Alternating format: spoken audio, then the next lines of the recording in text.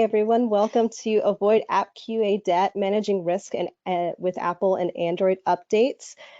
This is a panel discussion and we are ready to get started shortly, but just a few housekeeping items. If you have any questions, you're able to ask them in the questions box that's on the control panel of your screen. We also have a chat function if you are just wanting to have some contribute to the conversation in any way, but we'll go ahead and get started. I'll hand it over to Kyle. All right, Carla. Well, thank you for the introduction, and thank you for everyone for taking some time out of your busy days to join us for this webinar. This is Kyle McMeekin here from the Kobiton side. I manage our channel and alliance program over here at Kobiton, and I'm extremely excited with the collection of people that we have on the call today.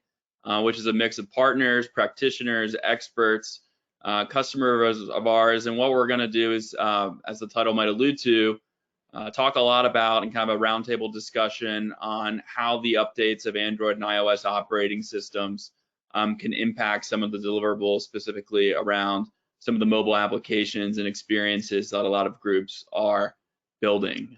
So with that, I think we'll go ahead and introduce some of the panelists that have joined us today. Brian, do you want to go ahead and start us off?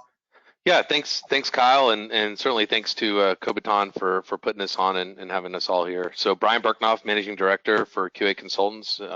We are a North American based and in Toronto and here in Dallas, QA and quality engineering services firm. Great to be here. Thank you. All right, and John, want to say a quick hello? Yeah, hey, John Gibson here, from Senior Software Engineering Manager from OpenText. Been doing this for a while, and thanks for Brian and everybody for having me out here today. Thanks, John. Janna, want to give a quick hello? Hello. No, I'm Janna Loeffler, Director of Test Engineering at Equinox Media. So we are a fitness and wellness video platform. All right, thanks, Janna. And last but not least, Paul. Hey, this is Paul Grizzaffi. I'm a principal automation architect with Cognizant Softvision in the Magenic studio. We were formerly Magenic and we were acquired earlier this year. I'm still doing the cool consulting stuff that we enjoy, and I've been doing this for an embarrassingly long time as well. So looking forward to today. All right, fantastic. Well, thanks everyone. So as Carla mentioned, if you guys have certain questions or certain interests around the topic that you want to type into the chat box, feel free to do that, and we can incorporate as many of those questions as we possibly can into the discussion today. We do have quite a number of people on the call, but nonetheless, please add those if you would like to participate. To start things off, I think it'll be interesting to kind of set the stage a little bit. A lot of the customers that we work with and a lot of the experts on this call today have experience in working with a lot of companies that want to shift left, right? They're trying to release quicker, test sooner, test more often. So they're incorporating things like scaling some of the functional test automation or weaving in as much of the UI and visual testing earlier in the process as they possibly can.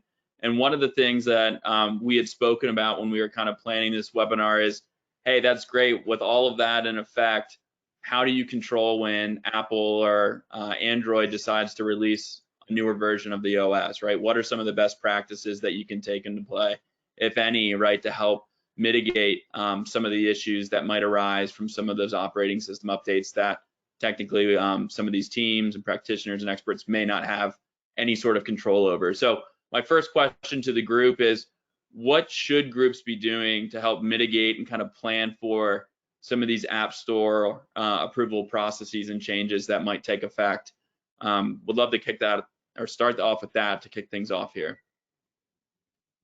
Well, I'll start off. I think for me the first part of solving a problem is admitting that you have one or knowing whether you have it, right? So I think that's the first discussion for any shop, whether it's a small startup where maybe your product is your app, or larger enterprises that have multiple apps or that use them as part of their day-to-day business.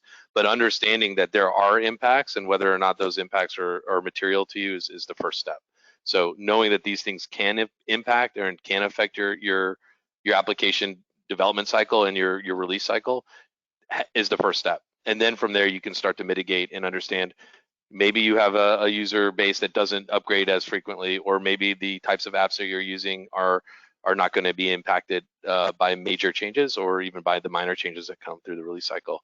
But at least having a conversation about that within your design and release schedules is probably the first step.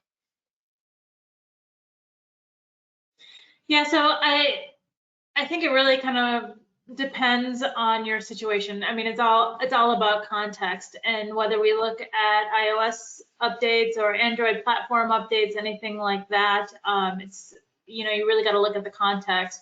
The interesting thing is that when you do come to App Store approvals, because I will say, I know that's bitten us many times, that we'll submit an app to Apple Store usually, and all of a sudden they're like, well, it's not approved because you didn't do such and such and such and such. And we're like, well, when did you let us know? Because last time this wasn't an issue. And so really when it comes down to that, and when it comes down to mitigating it, it's kind of a twofold strategy, you know, is having a release management team that stays up to date with what is the, you know, what are the approvals, what do you need to have that constant contact with your, you know, whether it be Google or Apple, to know what exactly they are looking for, but then also planning for it, determining, you know, what is driving this release. Is it okay if we get to approval and, you know, it doesn't get approved right away? Is there a marketing function behind this that cares? Is there a business need that it needs to go out on the specific day? And then going from there. And then it's looking at, okay, well, we didn't have this, or we need to this fix. It's a lot like factoring in any sort of major issue that you could come upon when releasing to production. It's, you know, pre-planning that a portion of your next sprint or your next workload is going to include whatever changes need to be done to meet this approval, and getting those done as quickly as possible. Yeah, Janna's spot on there. Context totally matters, and it might even, your context might even change release over release or app over app. So being sensitive to that is I'll double down on that with her. The other thing is, when you plan, okay, we're good. We know these things are going to happen. We know that at the 11th hour, something will have changed out from under us sometimes, right? So we need to have built in some slack, some buffer in there. We can't be at 100% capacity such that any day or any hour of slip is going to impact that business goal that we're looking at. So the planning for it's cool, but we have to understand that things are going to happen, and it won't just be with App Store and with OS upgrade. It'll be anything along the way that we could find. This is just another layer of one of those anythings we could find along the way that we know will surprise us sometime. Yeah, and I'll kind of double down on what everybody's saying here, because this is exactly right. It's planning, it's things like that. And, you know, we've taken the tact of, you know, we kind of understand what that cycle looks like for Apple and Google, and, you know, we kind of understand what those industries are. So we kind of have built that into our process as we continue going forward. The other thing around, I think, approvals in the store and stuff, you know, we do approvals a lot more often. So I don't wait till the very end to do approvals. I'll do approvals for apps that may never actually get out into production, but we'll release them in a beta program or something like that. And embracing those beta programs, I think, is a really good way to get in that approval, and so that the next time around for the next approval, it's a lot easier. Because once everybody starts understanding your application and sees it often, the approvals become a little bit easier to go along with, and you can be prepared for, oh, well, I didn't target that right SDK, or whatever the particular, you know, issue is to stop you from being gating you from going out into production. And the other thing I would add is, it's not just about the APK that I'm worried about. It's also the tools for OS upgrades. So Appium or the other things that we're using for test automation, and making sure that those are also being you know, we're ready for the change of the OS or the change in the SDK from our internal tools systems. Yeah, I was just, cause I love what, and John, you know, your response to it, but what Janna said that's a whole nother issue that I hadn't really thought of. It's not just whether or not your app gets out there and then there's an update that renders your app less functional than it was when you released it. But if you miss a major requirement for approval and reset your deployment timeline, you could create a vicious cycle where you now have to retest your app. Now that you have to go back and fix whatever was needed for approval, you have to retest it against potentially a whole nother OS version or a step up. And so now you had tested it for the current version, but if it takes you a couple months, if not, and if you hit that different release cycle, now you've got to retest everything against a new version of the OS. Yeah, and I think I want to highlight something in there that I think a lot of people miss when it comes to planning and just kind of testing strategy in general when it mobile apps, and that is when we look at the word testing and quality, especially quality. You know, quality is so much more in testing, and this is where that really comes into play, because I like to hit home that quality is not only customer quality, but developer quality, business quality. So you look at, you know, throw out some of the DevOps term, mean time to resolution.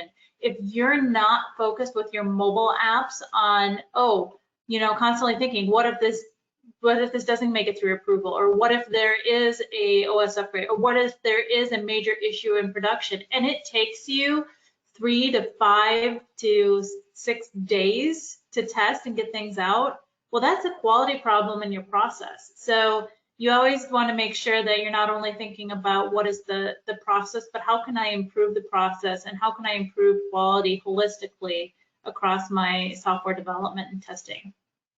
Yeah, so it seems like to me, based on some of these responses, there's this whole theme of the release team or having these approvals in place. Do you guys typically see that that approval process and kind of vetting for all of that and making sure that that's timed out well falls in the responsibility of the QA team? Is it a part of the developers? Is it the business stakeholders? Like, how have you guys seen teams structure who's managing or kind of owning that approval process to make sure we don't have any of these hiccups or delays?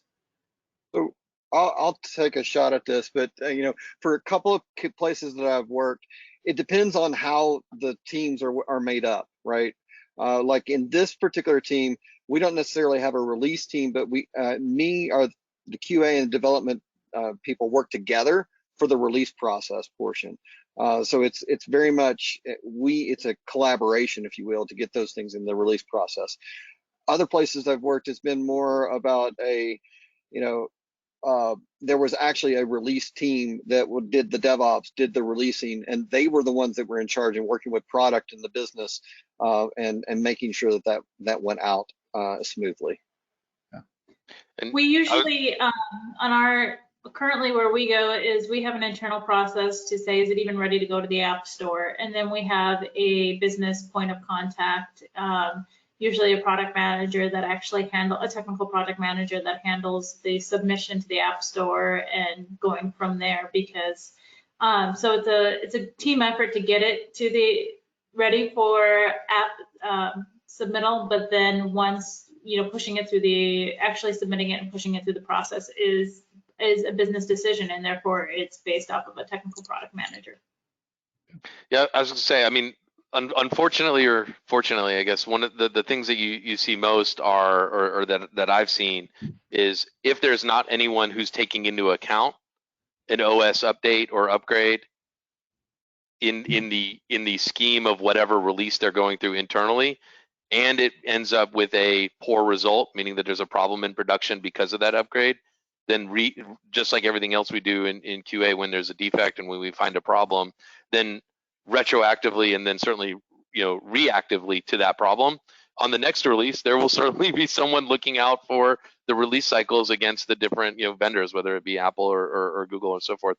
So I think one of the main things to take away and why this is an important conversation is exactly what Janna said. What if? Right, that's our job, and as a quality engineer and quality professional. What if something happens? What if, like Paul said, I mean, we've got to have the fudge factors and some contingency in there. But what if there's an OS update within a reasonable amount of time after App Store approval and publishing our app? And that's where, Kyle, sorry, the last comment, but that's where having the ability to test against the beta versions and the early release candidates against those OS versions is important. Right, and the notion that it's a business decision, like Janna brought up, a business decision that's informed by the entire team, right? There's technological aspects that go in, but do we push? Do we not push? What should the impact of a failed push or of a mistake with the operating system upgrade or anything along those lines? Those are all business impacts to what the business goals are, and there has to be participation at that level to inform back to the technology team, okay, here's what the impacts are. What can we do to mitigate some of this? Yeah, and I have a kind of a cute story in regards to this too. So the reason why I think it really needs to be a joint effort is, for example, I was working for a company and we put an app through the Apple Store, got approval, went out there, and as part of the approval process, you have to list the supported devices. And somebody had decided to put iPad on there, even though iPad was not a supported device. And so, it was purely a business person that went in and decided, oh, well, this is an app. It should be able to work on the iPad. And so added it to it. And then all of a sudden we were starting to get a whole bunch of negative app reviews because people were trying it on their iPad and it wasn't working. And the test team came back and said, well, you never told us it was supposed to be a supported device, so we never tested it. So that's where I think it really comes in, that it needs to be a joint effort and open communication. That's not where you start listing your requirements, is on the App Store application. Well, so one thing I want to put a comment in here quickly. They were talking about pushing and stuff, and I think that's, I don't want to get any confusion, because I do think it's a business decision whether it gets pushed to customers and to external facing people, whether it's an external beta or whether it's a production, you're going out to every one of your customers. But to push to the store, we built that into our process as a normal every 2 weeks. We're pushing to the store every 2 weeks. Now that may or may not actually get released to an internal beta or an external beta or to production. Those are business decisions, but the pushing to the store and getting it approved, the app approved and stuff like that, we've built that into our normal system as part of everything going forward. And we utilize that for our internal testing also. And I think that brings up a good point, because I actually put this out on Twitter the other day about continuous delivery. And is continuous delivery actually feasible with native mobile apps? Because you do have to wait for App Store approval. You do have to, there is some manual intervention that goes in there. So when it comes to native mobile apps, what does continuous delivery really look like? Regular delivery or intervals. Yeah. You also brought up something else here, which is, it's not all about, as QA professionals, we're certainly in the business of finding defects and helping to evolve product, but there's another aspect to this as well, which is having this conversation, being aware that these releases from the OS platforms can impact our apps negatively. We also owe it to the business, or maybe this is part of the question, whose responsibility is it, that once we are aware that these changes are coming, we have different releases get a lot of publicity because of their new features. Are those new features being considered as part of the design and the development process as well? So it also becomes incumbent on the entire team to feed into that release cycle. If there's going to be new security requirements, new lockdowns that may or may not impact our app. On the other side of it, there's new features that we may want to incorporate into the design and into that release cycle for the app as well. And Brian, you're saying new features as in, hey, Apple has a new way to unlock your phone through facial recognition, and we should have considered that as a way to log into our application, right? Correct. And with the Apple ecosystem, it's often timed with the device itself as well, which has new hardware features that enable or that are enabled by the software and so forth. And so what you end up with is, you, again, as the stewards of quality and the protectors of that, at the end of the day, you don't want to have the business release an app that everyone else is expecting to to make use of these new features if you haven't built it in as well. So there's kind of some protectionism there as well. So really, these are flavors of things we've had to deal with throughout our entire careers, right? The specifics are new. We got app stores and side loading and all these other things that didn't exist in that form before. But getting new hardware, new OS versions, new database version, new browser. How often was, oh wait, we got a new version of IE, our stuff doesn't work on it anymore, or our stuff works differently now. These are not new conceptual problems, right? They may be new implementation problems. So we already know a lot of the stuff to look for. The difference, I think, is in the implementation aspect as, okay, we know we need to account for this type of thing. Here's a general concept. How do we specifically tune it for this technology and for our context, for our process, our development process, our delivery process, so that it not only doesn't hamper us, but possibly even becomes a boon for us that helps us do our job better. Yeah, I mean, oh, good. I was going to say, Paul, I think that's an interesting point. I mean, I think from the perspective of, hey, it's the same issues, but perhaps higher expectations on the consumer front, right? Because even though it's, newer features, it's, hey, if I have Face ID to unlock my phone, I want Face ID to log into my bank, and I want it today, so. Absolutely, it is much more customer visible than, say, 15 years ago or 20 years ago. But again, so the impact and the business hit potentially is different. The perception hit is certainly different, but the actual conceptual things are very, very similar. Yep, love that point. And we're focused. Oh, go ahead, Janna. I was gonna say, which I think, once again circles back to knowing who your customers are and who's using what and doing what. I love the example of when I started recently at a company, they were having they had a third-party vendor doing all of their regression testing. And when this vendor started, it took, 1 to 2 days to do regression testing. Not great, not horrible. But within a span of about 3 months, it went from 1 to 2 days, then it went to 2 to 3 days. By the end of 3 months, it was up to 7 to 10 days to do regression testing. And I came in and I was like, why? Why does it take you 7 to 10 days? This app is not that complicated. And they're like, well, we have to run all of these against, we're running it against the 3 iPhones and 3 Android, different types of Android, and then an iPhone, an iPad, and then an Android tablet. And I'm like, oh, okay. I go in and I look at our business analytics and I find out that 98% of our customer base uses iOS. 98%. I'm like, why are you wasting all this time running against 3 different Android devices? Do it on one, do it quickly, call it good.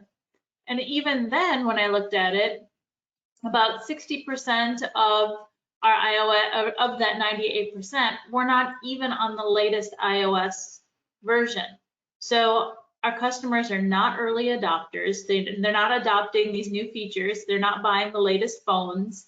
They're usually about 1 or 2 models back from the industry trend, or the latest and greatest. So, yep, we should check on the latest and greatest, but the majority of our testing needs to be focused on, iPhone 11. Yep. That's just kind of how it goes, and it helped us reduce our regression time immensely. We have to be pragmatic. Yeah, I think, Janna, you're on to something specifically that we've ran into before. It's about knowing your app and knowing your customer base about what you're after. Like a lot of my customer base is overseas, and they were typically on older phones. I mean, I'm having to support all the way back to Oreo, right? You're try to write an app now and test for something back in Oreo, and that's really hard to do nowadays. So it's just understanding that market and what customers are in those areas. Like, do you have to support Oreo where you've got 45 customers out of the million or so you've got? but those 45 customers are really important for that particular market. So it's just, it all depends about your app and your market, and looking at market analytics for me is the best way to understand where I need to concentrate my testing for a particular application. And I'm gonna, I know a webinar would be complete if you don't give a shout out to the host Kobiton, and that's part of the reason why. I mean, we're a customer of Kobiton is because we test a variety of phones, and I have testers both in the United States and in Argentina, and I don't want to get into the business of managing a mobile device lab. That's just not where I want my focus to be, but I want to have the ability to test on Oreo or test on the latest version on the latest phone without having to go back and be like, okay, now I need to buy, pre-order, things like that. So that's where you need to think about not only your strategy of what devices you're going to test on, but how are you going to actually do that, and what makes sense? Does it make sense to have your own mobile lab? Does it make sense to work with a vendor partner? Going through that, those are all things you need to take into consideration with your test strategy. Yeah, and many aspects of that are business decisions, right? Because do you want to spend your money internally? There are advantages and disadvantages. Do you want to go with a partner? There are advantages and disadvantages. And it's going to make sense for some teams to do one and not the other, or blend even, right? Small lab here and a big lab with a partner, or vice versa, just whatever makes sense, again, in your context, but that's coming out of your budget, because if you're spending the money someplace, you're not spending it somewhere else. As long as we can avoid the emails that are saying, who has the latest, the such and such phone, those are the emails we have to be avoiding.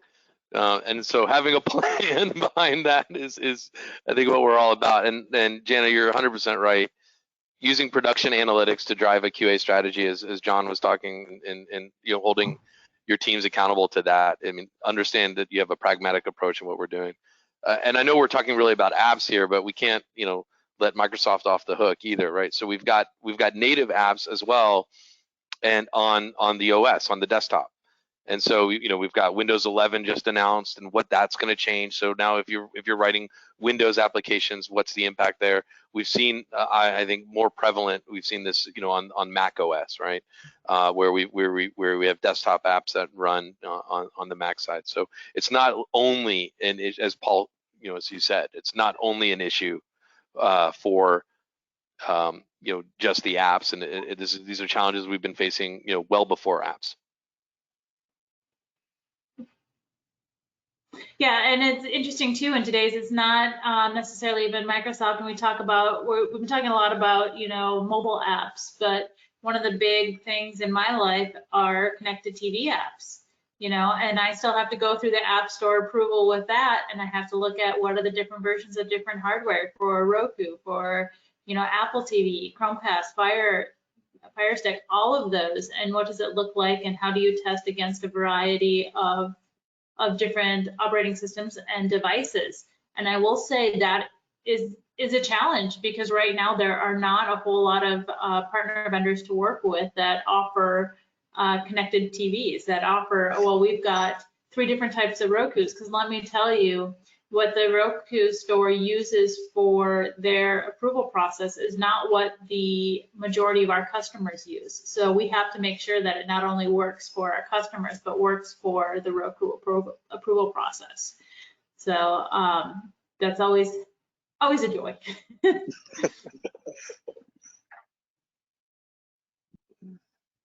I love that. Well, I think we can shift gears here. So, I mean, just to kind of crystallize that, it sounds like, I think this whole notion of this continuous deployment, continuous delivery, as Brian put it, is just called standard delivery with mobile. But I think it's just more of putting an asterisk perhaps by it, because to me it sounds like mobile isn't as simple as promoting a new version of a browser-based application, right, to a site. Right, there's other dependencies from Google and Apple. There's other dependencies, based on business risk and need, that kind of dictate how quickly some of these new updates can be released to the consumers. So it's kind of a combination of factors there to help drive that. If we shifted a bit to the customers, right, what are what are some of the issues we've seen in terms of like customer impact as these new release cycles or app versions have been released? I suspect it might fall into a little bit of what Janna was saying of it depends, right? It depends if you have early adopters within your consumer base or if they're comfortable not updating for weeks or months at a time. But any experiences from the group around some of those issues you've seen and any sort of recommendations on how to perhaps get ahead of those? So I'll kind of, maybe I'll try to kick us off here. I don't know, but I think we have to separate the, for me anyway, I've had to separate out Apple and Android because first off, those customer bases are drastically different in my world. And the amount of support for different hardware is a lot different in those two different worlds. So separating those two out is the first step. And then the second step is going around, especially with the Android system. It's so, it's a lot more complex because of people who customize the operating systems to go on their mobile devices and things like that, especially overseas. You've got all kinds of different flavors of the Android OS, along with, the generic Google Android. So that was that's kind of the first thing. And the biggest thing I've seen that impacts the customers have been a lot about battery utilization and performance of the application and things like that. As we've continued to develop apps and move on to newer and better SDKs that are giving my customers a much better experience, that doesn't necessarily translate to somebody who's still running an Oreo or something like that. Their battery consumption has actually been impacted because we've moved on to a much newer SDK. So it just depends on the development and what we're trying to bring in. And the biggest impacts I've seen have been around not necessarily functionality but performance on those older devices and for their usage. So older device king here. I have 7-year-olds and they don't need the newest anything. So they've got a couple of old iPhone 7s, but every now and then they'll find a game and it's like, need to be on iOS 13 at least, and it only runs 12 dot whatever. Or they'll get one and it does load or does download and install, but then they'll start playing it and it crashes or it bogs down and it hangs every now and then. And it's highly frustrating to them. And we're all just 7-year-olds that are bigger in our life, right? So if we give this poor experience, we're going to get dinged from the App Store standpoint, right? We're going to get fewer stars. We're going to get a 2-star instead of a 4-star, whatever it is. And at some point, we have to make that business decision that the technology just can't keep up anymore because of reasons. Do we want to still provide the capability at a lower level of quality? And when I say quality, I mean quality of the experience. Or do we want to say, sorry, we can't have you as a customer at all. Go use the website instead, if that's even feasible. Well, you just nailed it. I mean, that's part of the business decision, right? How competitive of a market are you in? It is and it depends kind of answer. But if your customers are loyal and willing to wait it out or go upgrade on their own to different hardware or whatever it may be, or if you're in a highly competitive market and the inability to even install it, let alone use it, means that they're going to migrate to your competitor, then those are decisions that have to be considered. And it used to be same thing, right? What browsers are we going to support? What browsers are we not going to support, right? And then do you have different versions of your apps out there? Do you have different install bases and so forth? Right? I think once again to echo the business decision, but I think what people tend to lose sight of is it's a business decision because it's based on the brand. And so knowing what your brand is and what your brand stands for, I think really helps also drive your test strategy and a lot of the decisions and planning around this. When I do test strategy trainings and things like that, one thing that I always tell test engineers, especially new engineers, is the best thing you can do is find out where the money comes from. Talk to marketing, talk to sales. Where does your money come from? Because let me tell you, that's important, because if the business isn't getting paid, then you're not getting paid. So find out what's important to them, what's important to the business, and then also what's important to your customers, and go from there. But if your business isn't making money, you're not going to make money. Well, and then we have You the know- ability to sorry, John, I was just saying, we have the ability as QA professionals to provide the data for some of those decisions, right? Here's what it looks like in these different environments. Here's what it looks like on older devices, and our, if they are part of our test scope, or Janna, as you said, or including that as part of our test strategy for those decisions to be made. Sorry. Yeah, and I did want to echo both. We're talking about business decisions, we're talking about QA decisions, but the one thing we haven't really touched on, and it is a partnership with development. So, it is a big thing about development, and development understanding where our market, where our market is, what our business decisions are, because they may not be, developers love to pick up new SDKs, new technologies, and keep going with them, but it may not be that you can grab that just yet. You may need to let it lie and stay focused on some of the older SDKs just to keep going. Well, and to even add on to that, if we look at some of the development and some of the code, they can easily code something that works with a specific version of a platform or anything like that.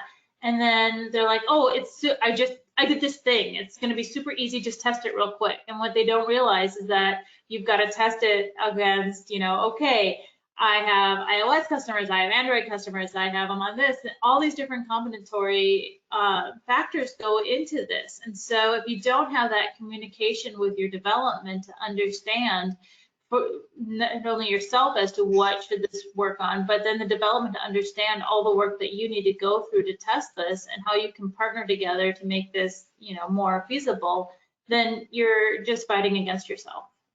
Yep. That's one of the best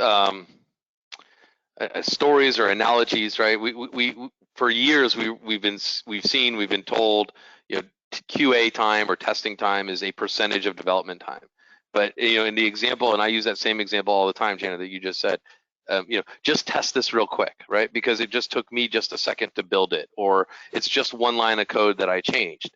Excellent, right? And again, there's areas where this applies and there's areas where it doesn't. But that's the biggest example where in those types of scenarios, QA is not a percentage of the dev time, it's a factor of, right? And so it's a multi-factor of, right? We need to, that one little line that you changed, and we think because of its importance, it could be critical to our brand. It could be just colors. It could be something around images, or it could be actual functionality, but it needs to be validated on many more than just a single platform. Or we have a heuristic that explains when we need to test it across multiple platforms and when we don't.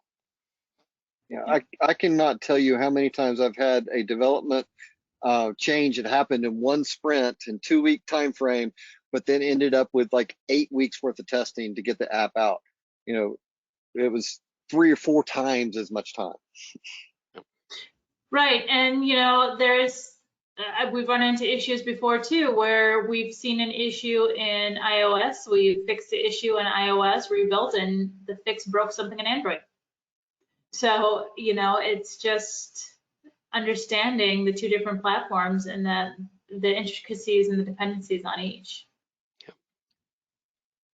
And one thing to help sort of ease some of those types of problems, not catch them all, obviously, but having a test environment and a suite, a small enough suite to say, hey, is this thing egregiously broken? A smoke suite that the devs can execute at their whim on their desktop against whatever they're building, not necessarily having to wait for it to go into a continuous compile or continuous build environment. Something that's just a couple of minutes, runs on their desktop and says, okay, it's probably worth me going to the next step at this point.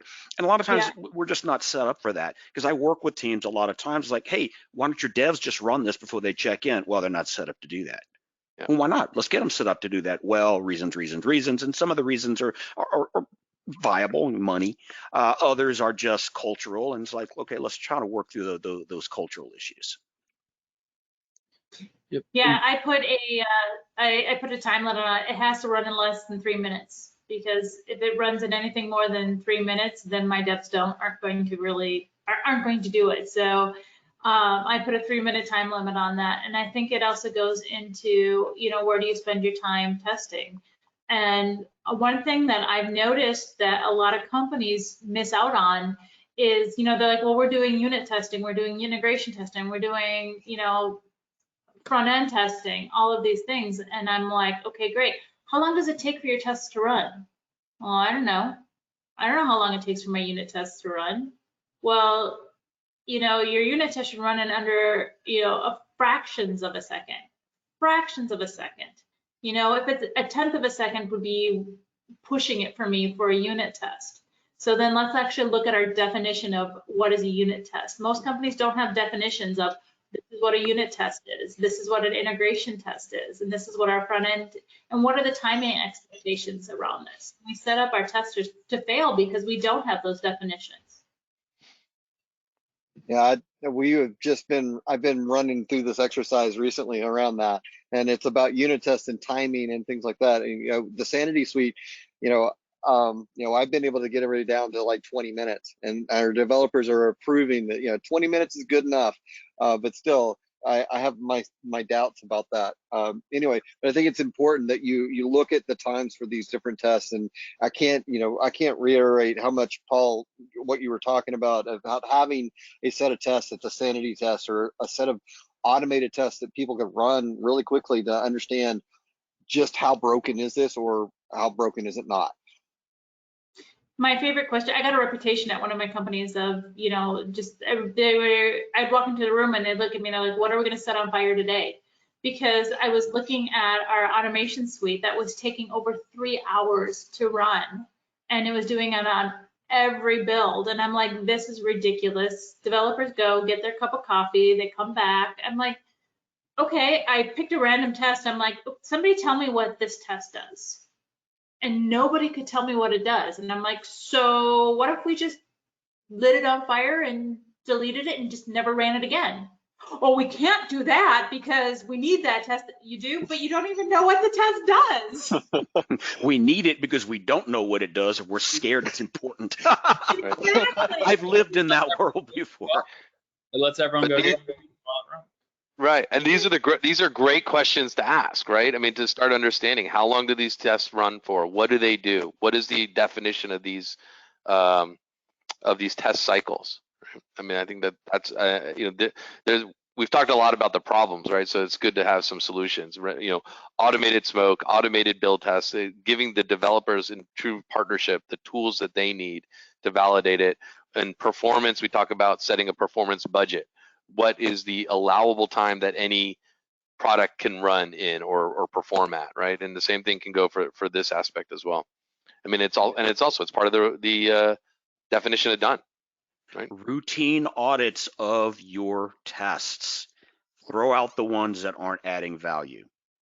And I know that's hard to hear. It's like, wait, why would I delete a test? Well, you know what? Maybe you don't delete it. Maybe you just don't run it all the time. Maybe it goes into a retired mode. You bring it back out of retirement if you need it for certain types of really invasive, open heart surgery types of changes on your system. But day to day, that ship is sailed already. Make sure that this button appears. Well, that's cool. That's good for like the first couple of sprints, right? And then that can be retired because that's going to implicitly happen as part of some of the other things that you do. That's right. And very, very few teams go through and remove tests. Maintenance, test bed maintenance. Yeah, I like to look at those maintenance issues or the tests. I audit your tests as part of the release plan or the test planning for a particular release, every release, just so we can look at, are we testing effectively? Do I need to move tests to, much later on in the cycle or earlier on in the cycle because they're finding stuff? It depends on where the changes are in that particular release. Yeah, we've seen this across, I've seen this in a few years across all types of different applications, mobile apps, browser apps, is that whole, cluster of more and more tests continuing to be added and added and added. And I wonder for mobile specifically, I'd be curious to get your guys' thoughts on this. Some of the applications I've used just on my personal device require an auto update when the new app version is available, right? So they kind of impose, hey, before you access this, you must update the application. Do you guys think that's a feasible approach for companies that kind of help standardize a set of tests just around the latest gen? Do you think it's industry specific? Is it more of a business decision again if you're going to isolate groups? I just wonder if that could help resolve some of these problems we've been discussing of, hey, we've got a 3-hour regression suite that runs because we're testing it across the latest 8 backwards compatible versions of our app, right? Opposed to just the latest one. Do you think imposing some of those from a user perspective would be helpful? Have you guys done that within your own practice at your own companies, or? Yeah, we've done that, especially when it comes to if you're going to sunset an application and replace it with something else, you kind of have to force users into things, but it is a very fine line to run, because at the same point in time, customers do get stuck behind, but I want it to be my choice to update. I don't want somebody to dictate my life for me. So, there's some people who care, there's some people who don't care, and it's just kind of, once again, knowing your audience and the context of it. I think forcing updates can mitigate a lot of things, but you also don't know everything that's on that person's phone. So if you depending on what you're forcing an update or requiring to update, you may be setting unrealistic expectations for your customers. Your app may depend on iOS 13 or greater, but your phone only supports 1.12. So forcing in that upgrade is only going to cause more issues when they could at least use a generic or a basic version of that. The business decision, and kind of, once again, contextual. Yeah, and I'm the worst user for that kind of thing, because I don't want you to force me to do that. I resent that I can't use this app right now when I want to use it. But also, I will resent as much or more if all of a sudden the app's not behaving well and I go check the app store and there's a new version, I download it and all of a sudden it works. So I'm the worst person that we have to account for in this world, right? Is I don't want either one. I want magic. Well, I've seen it really, but that's what we really have to think about here is people don't want phones and apps and stuff like that. I mean, maybe tech geeks like us do, but users want a problem solved, an enrichment to something that they do, that they like to do, or that they have to do. They don't care if it's an app or an elf that does it for you. So as much as we can eliminate any of this kind of cruft, right, the stuff that gets in the way, and as quality people, as QE people, we can look at that and go, I mean, that's going to suck for the user. Work with the UX people and say, hey, this is I don't think I would like this. What are we thinking? Why do we think we need to implement this way? It does all go back to Janna's first answer is context, and her answer just now. It depends on what you're trying to do, who your users are, what they tolerate, how bad will it be if they don't upgrade immediately. Yeah, I've seen, at least from a consumer side, and I've seen success in the warning shots. So as you continue to open up your old app, it says, by the way, this is going to be replaced soon. You can go get it now, or you've got 6 weeks left until this no longer works, and you at least are educating your customer, so they can get used to it, and then giving them the option to upgrade it. Then now for a development team and from a QA team, you're supporting 2 apps at that point. And again, those are decisions that you have to make. And as Paul, you said, a lot of it comes down to cost. But that's really done well from the quality of the customer experience. Well, and I think, Paul really hit the nail on the head too, is if we look forward, the vast majority of people out there may or may not be technologists. But as I like to say, one of the biggest industry trends that I've been seeing on mobile applications, on any sort of application or website, is it's becoming more and more about the customer experience. It's not necessarily being about having the latest and greatest iOS version or the latest and greatest version of the app. What is my experience? What makes it personal to me? What makes it, just smooth? And what is that magic? And what does that look like for our customers? And so we really need to be thinking about that as we put these new apps out there, as we develop our apps. And that's where I say, quality has gone from, pass-fail ratios, is it green, does it work, to what kind of experience does this provide, not only for my customers, but for my testing team, is it testable? For my developers, how fast, how easy is it for them to maintain, to develop, build on?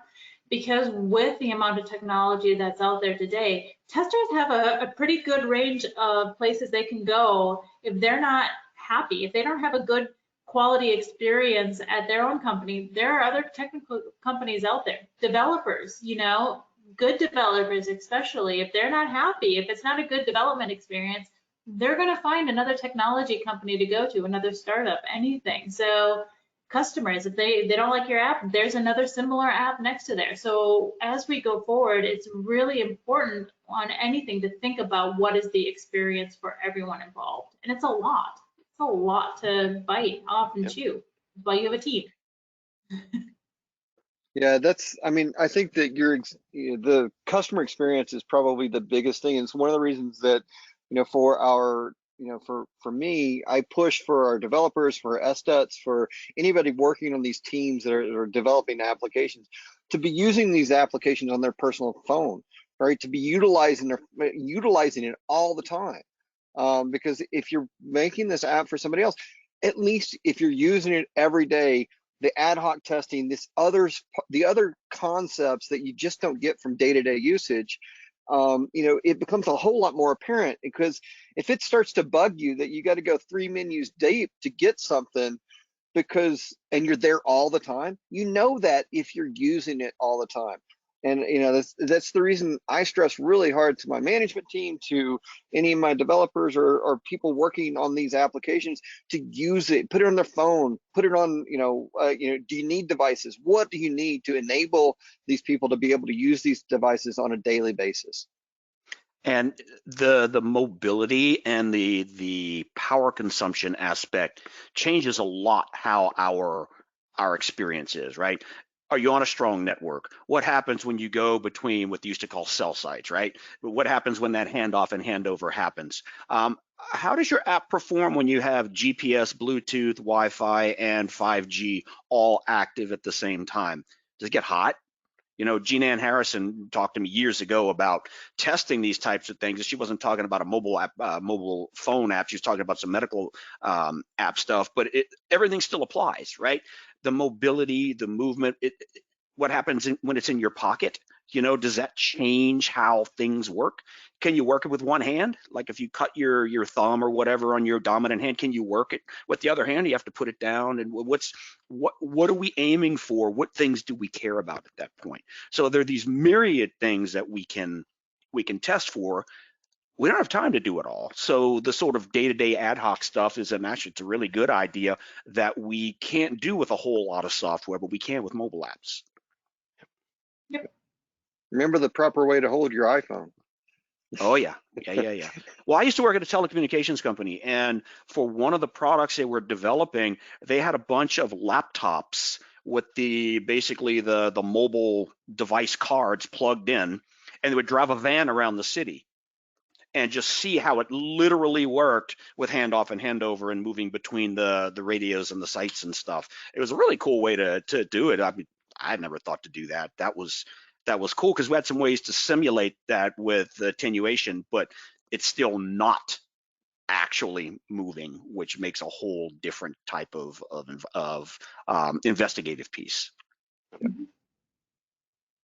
Absolutely. Well, hey everyone, we've got about 5 minutes left. So I just wanted to spend the final couple minutes here just thanking everyone for spending an hour with us today. I personally really enjoyed the conversation. So thank you, Janna, John, Brian, and Paul, for some of your expertise in the dialogue. I thought it was fantastic. The session was recorded, so if you guys want to share it with coworkers, listen back, we will absolutely send that out as a follow-up, but absolutely appreciate everyone's time and spending with us today. Hopefully soon we are back doing these things in an actual roundtable opposed to out of Zoom meeting windows. So hopefully in the coming months we can start up back on the conference trail and different events and all of that great stuff. So with that said, hope everyone's been been doing well, and thank you again to everyone on the call for spending some time with us today. I really, really appreciate it. Thank you for having us. All right. Thanks a lot, everyone. Thank you. Absolutely. Everyone take care. Thank you, Enjoy the day. Yep. Thank you all.